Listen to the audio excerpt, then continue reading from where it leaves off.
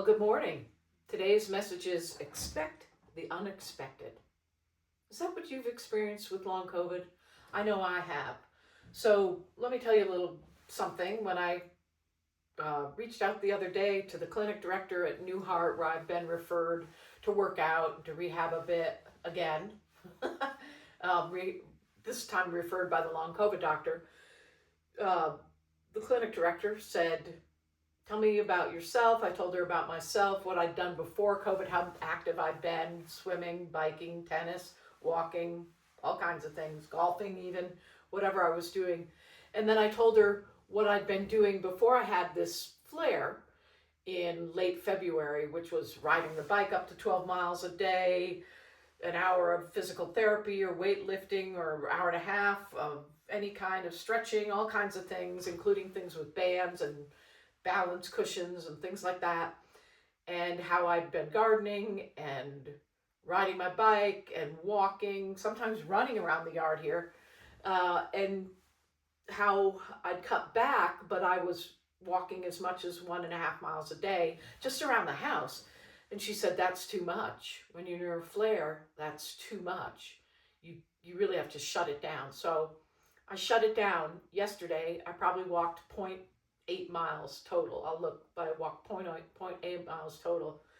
And it didn't it didn't make a difference in my sensations in this way. By 8 o'clock last night, my feet were burning, even though I'd hardly done a thing. And then all night, my legs were running, undulating, not as bad as other times, but burning. They're burning this morning. One is, left one, the COVID leg. And I woke up at 2 a.m. I went to sleep at 10, woke up at 2, and then I went to bed again at, let's say 5, 5, and slept for about 3 hours on and off. So that's 7 hours sleep. 7 plus 7 and a little change sleep. And here I am with my leg burning. So I don't know what's going on. I like to think my nerves are regenerating. They're getting better. I don't know if they're getting worse. I go to the COVID doctor on May 8th. I'm going to say what's going on. I'm going to describe my symptoms, try to find out. Maybe they can do something to find out. I want to have particular tests, maybe a punch biopsy. I don't know. That doesn't sound good, but maybe I will. So that's where I am. I'm expecting the unexpected, which is really hard. There's no normal. I've said that before. There's no normal, and you really can't get used to anything. You have a pattern for a little bit. You might go back to it. You might slip away from it. You might sleep 7 hours straight. Then the next night and have no pain. And the next night, next day, you feel a lot of nerve pain. And it feels like your legs are being eaten up. And you sleep 4 hours. And then you wake for 3 hours. And then you sleep for 3 more.